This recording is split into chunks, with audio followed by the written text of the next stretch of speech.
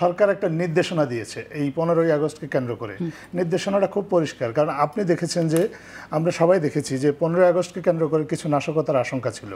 কেউ কেউ কিছু ঘটনা ঘটানোর চেষ্টা করেছিল যাতে দেশে কিছু অস্থিতিশীল পরিস্থিতি তৈরি হয়। এরকম পরিস্থিতি যাতে তৈরি না হতে পারে, কেউ যেন এ ধরনের একটা সময়ের, এরকম একটা স্পর্শকাতর সময়ে কেউ যেন কোনো পরিস্থিতির সুযোগ না নিয়ে সমাজের মধ্যে কোনো বিশৃঙ্খলা তৈরি করতে না পারে, সেই জন্য আইন শৃঙ্খলা রক্ষাকারী বাহিনীকে সতর্ক থাকতে বলা হয়েছিল। তো এইটাকে কি আপনি ইন্ধন বলবেন? এটা তো ইন্ধন না, এটা তাহলে আমরা দায়িত্ব বটে। তার মানে 15ই আগস্ট কারোর পালন করা না করা নিয়ে নিষেধাজ্ঞা ছিল না। নিষেধাজ্ঞা 15ই আগস্ট কাউকে পালন করতে তো সরকার কাউকে নিষেধ করেনি। শোক পালন কে কোথায় কিভাবে করবে সেটা তার একান্ত নিজস্ব বিষয়, কিন্তু সরকারের দায়িত্ব হচ্ছে যে শোক পালনের নামে কোনো রকম বিশৃঙ্খলা, কোনো রকম আপনার নাশকতা যাতে কেউ করতে না পারে। এবং এই নাশকতার ইন্ধনটা যে ছিল সে বিষয়ে গোয়েন্দা তথ্যও ছিল, এবং আপনার নিজেরাও দেখেছেন।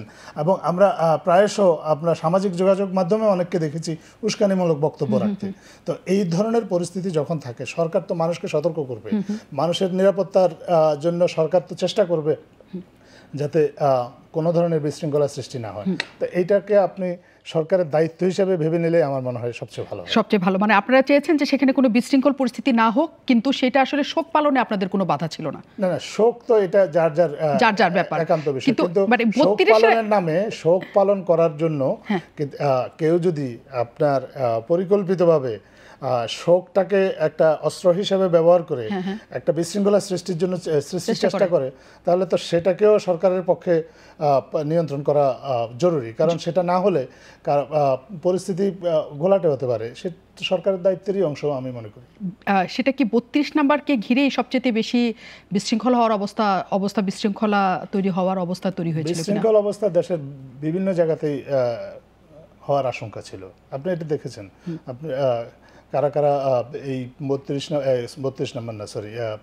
15ই আগস্টকে ঘিরে কারা কারা আপনার নাশকতার জন্য প্রশিক্ষণ নিচ্ছিল, কারা 15ই আগস্টকে ঘিরে আপনার সামাজিক যোগাযোগ মাধ্যমে পোস্ট করে উস্কানি দিয়েছে, এটা আপনারা দেখেছেন। তা শুধু 32 না, সারা দেশেই এই পরিস্থিতিটা ছিল।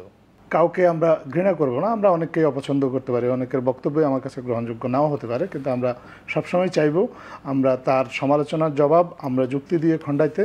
যদি যুক্তি দিয়ে না পারি তাহলে তার সমালোচনাটাকে মেনে নিয়ে তার সমালোচনার অনুসারে কাজ করতে। এরকম একটা কালচার যাতে আমাদের দেশে তৈরি হয়, এটা আমাদের সবার একটা প্রত্যাশা। এটা যতদিন পর্যন্ত না হচ্ছে ততদিন কিছু সমস্যা থেকে যাবে, কিন্তু আমরা সরকারের দিক থেকে এটা সবসময় এই আহ্বানটা জানাচ্ছি।